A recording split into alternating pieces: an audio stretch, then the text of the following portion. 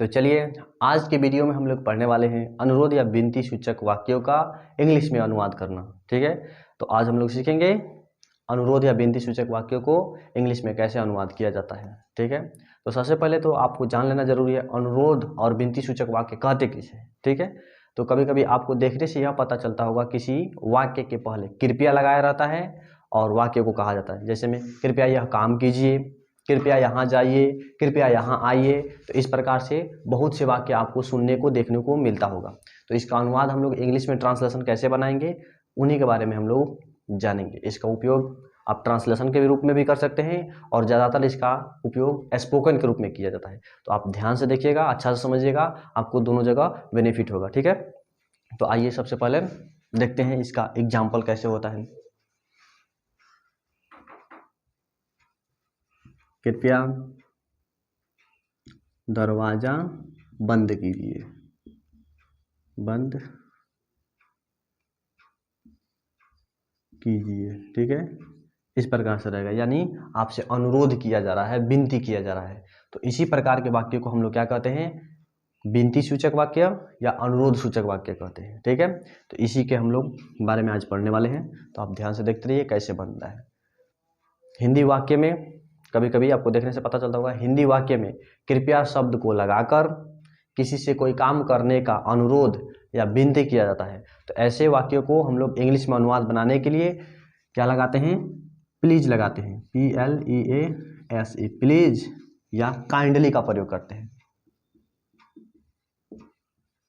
दोनों आप लगा सकते हैं, दोनों में से कोई लगा सकते हैं, दोनों में से एक में से कोई लगा सकते हैं, दोनों ही सही होगा। जैसे मैं यहाँ पे लिखा हुआ है कृपया दरवाजा बंद कीजिए, तो आपका मर्जी यहाँ पे मन करे तो प्लीज लगाइए। ठीक है, यहाँ पे आप प्लीज लगाइए या फिर काइंडली भी लगा देंगे, प्लीज नहीं लिखेंगे तो भी सही होगा। अब यहाँ पे प्लीज लग गया, उसके बाद में क्या लगाते हैं, वर्ब का मेन रूप लगाते हैं, V1 लगाते हैं। तो इसमें देखेंगे काम कौन सा हो रहा है, बंद करने का काम हो रहा है। तो यहाँ पे क्या लगाएंगे, क्लोज, बंद करने का काम हो रहा है। और उसके बाद में ऑब्जेक्ट को लिखते हैं यदि रहता है तो। इसमें ऑब्जेक्ट क्या है, दरवाजा है, तो दरवाजा क्या होता है, डोर हो गया। और कुछ भी रहेगा तो इसको लास्ट में लिखेंगे, यदि नहीं रहेगा तो छोड़ देंगे। तो इसी प्रकार से बनाना है। तो सबसे पहले आप इसके कुछ इंपॉर्टेंट बात है उसको आप अपने कॉपी में नोट कर लीजिए, उसके बाद में हम लोग आगे बढ़ेंगे। तो इसको आप अपने कॉपी में पहले नोट कर लीजिए। क्या लिखा हुआ है, हिंदी के वाक्य में कृपया शब्द का प्रयोग करके किसी से कोई कार्य करने का विनती या अनुरोध किया जाता है। तो इस प्रकार के वाक्यों को हम लोग इंग्लिश में बनाने के लिए सबसे पहले क्या करते हैं, प्लीज या काइंडली का उपयोग करते हैं, लिखते हैं। ठीक है, उसके बाद में वर्ब का मेन रूप अर्थात V1 को लिखते हैं। उसके बाद में यदि ऑब्जेक्ट होता है तो लिखते हैं, यदि नहीं रहता है तो उसको छोड़ देते हैं। और उसके बाद में जो शेष बच जाता है और कुछ भी दिया होगा उसको लास्ट में यानी अंत में लिख देते हैं। ठीक है, अब इसका स्ट्रक्चर क्या होगा, फॉर्मूला क्या होगा, इसको देख लीजिए।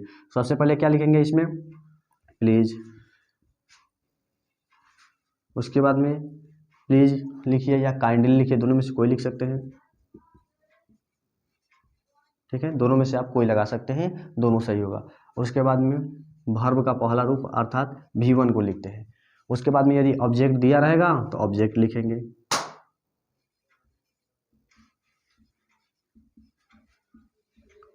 रहने पर, ऑब्जेक्ट रहने पर लिखते हैं, नहीं होगा तो नहीं लिखेंगे। और उसके बाद में जो बच जाता है शेष उसको लिख देते हैं लास्ट में, जो बचा हुआ रहता है। और कुछ भी यदि सेंटेंस में दिया होगा तो उसको लास्ट में लिख देंगे। आइए अब इस पे एक एग्जांपल देखते हैं। कृपया मेरी मदद कीजिए, मेरी मदद कीजिए। ठीक है, ये भी क्या किया जा रहा है, किसी से विनती किया जा रहा है, अनुरोध किया जा रहा है। तो इसको कैसे बनाएंगे, सबसे पहले इसमें देखिए कृपया लगा हुआ है, ये अनुरोध वाला वाक्य है। तो इसमें सबसे पहले प्लीज या काइंडली दोनों में से कोई लगा सकते हैं। इसमें कोई रूल नहीं है कि कहाँ प्लीज लगेगा और कहाँ काइंडली लगेगा, आपको जो अच्छा लगे आप उसको लगाइए। यहाँ पे लगा देंगे प्लीज।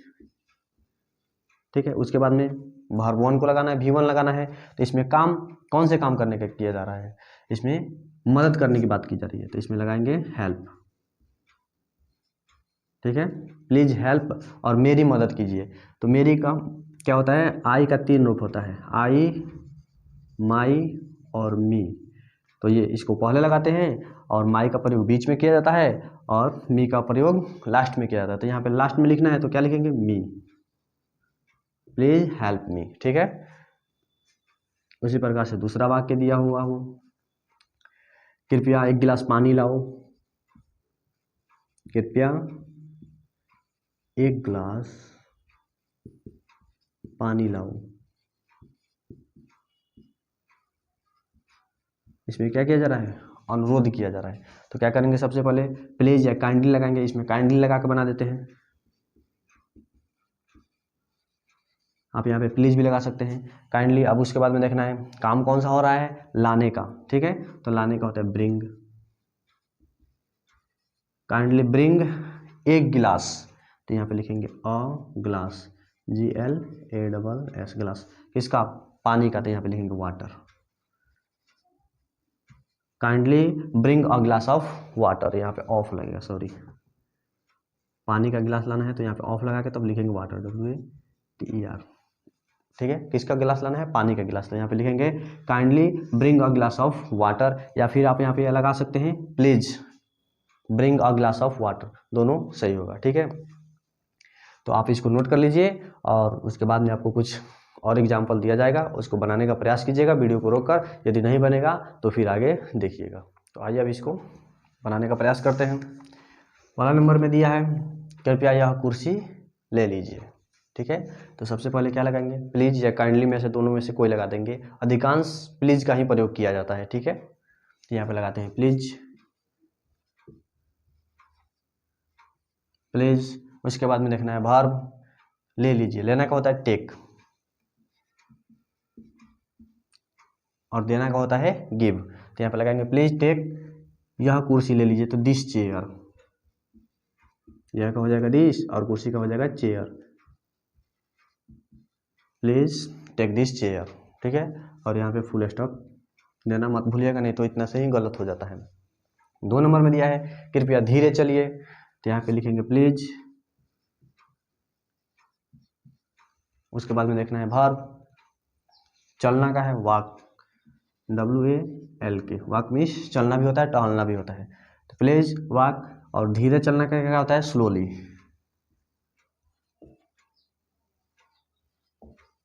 ठीक है, स्लोली। उसके बाद में यहाँ पे है 3 नंबर में कृपया मुझे अपना कलम दीजिए, इसमें भी अनुरोध किया जा रहा है, विनती किया जा रहा है। तो कैसे बनाएंगे, सबसे पहले क्या करेंगे, प्लीज लिखेंगे या फिर काइंडली भी लिख सकते हैं आप, प्लीज। उसके बाद में देखना है इसमें वर्ब कौन सा लगेगा, दीजिए, तो देना का क्या बताए हैं, गिव, GIVE होता है, प्लीज गिव मी, मुझे है तो मी लगा देंगे, बीच में है और लास्ट में रहेगा तो भी मी लगता है। ठीक है, please give me your pen, अपना पेन दीजिए, तो योर पेन लिखेंगे यहाँ पे, योर पेन। ठीक है, अपना का क्या होता है, योर होता है, तो योर पेन यहाँ पे लिख देंगे। उसके बाद में देखिए यहाँ पे लिखा हुआ है कृपया खिड़की बंद कीजिए, यहाँ भी आपसे अनुरोध किया जा रहा है, विनती किया जा रहा है। देखने से पता चल रहा है क्या किया जा रहा है, इसमें अनुरोध किया जा रहा है, विनती किया जा रहा है। तो क्या लगाएंगे, काइंडली भी लगा सकते हैं या प्लीज भी लगा सकते हैं। चलिए एक काइंडली के द्वारा बना देते हैं, काइंडली। उसके बाद में बंद करना का क्या होता है, क्लोज, क्लोज हो गया। उसके बाद में ऑब्जेक्ट देखना, ऑब्जेक्ट क्या है, इसमें खिड़की है, तो काइंडली क्लोज द विंडो। ठीक है, उसके बाद में देखिए यहाँ पे लिखा हुआ है कृपया इस प्रश्न को हल कीजिए, इसमें भी आपसे अनुरोध किया जा रहा है, विनती किया जा रहा है। तो क्या करेंगे, यहाँ पे प्लीज लगाएंगे या काइंडली लगाएंगे। उसके बाद में इसमें वर्ब क्या है, हल करना, तो हल करना का क्या होता है, प्लीज सॉल्व, सॉल्व मीन्स होता है हल करना। इसको यदि आपको याद नहीं होगा तो इसको नोट कर सकते हैं, प्लीज सॉल्व इस प्रश्न को, तो इस प्रश्न का इसका क्या हो जाएगा, दिस, दिस, और प्रश्न का होता है क्वेश्चन। ठीक है, प्लीज सॉल्व दिस क्वेश्चन। तो इस प्रकार से ये बनकर तैयार हो गया। उसी प्रकार से यहाँ पे लिखा हुआ है कृपया इन पत्थरों को हटाइए, इन पत्थरों को हटाइए। तो इसको कैसे बनाएंगे, सबसे पहले तो इसमें क्या लगाएंगे, प्लीज या काइंडली लगाएंगे। तो यहाँ पे लिखना है प्लीज, या फिर आप काइंडली भी लिख सकते हैं। और इसके बाद में क्या है, इसमें वर्ब को ढूंढना है, तो वर्ब कौन सा काम बोला जा रहा है आपसे, हटाने का काम किया जा रहा है इसमें, तो क्या करेंगे, इसमें हटाने का होता है रिमूव। प्लीज रिमूव इन पत्थरों को, दिस